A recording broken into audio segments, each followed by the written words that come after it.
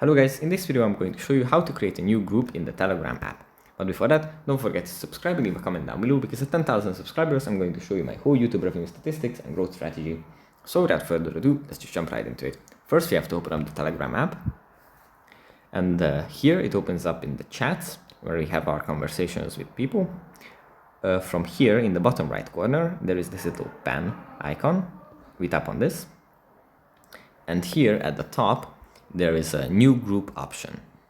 Now we tap on this, and here we can add members to our group. We can search for their names, and then tap on their accounts and add them to the new group.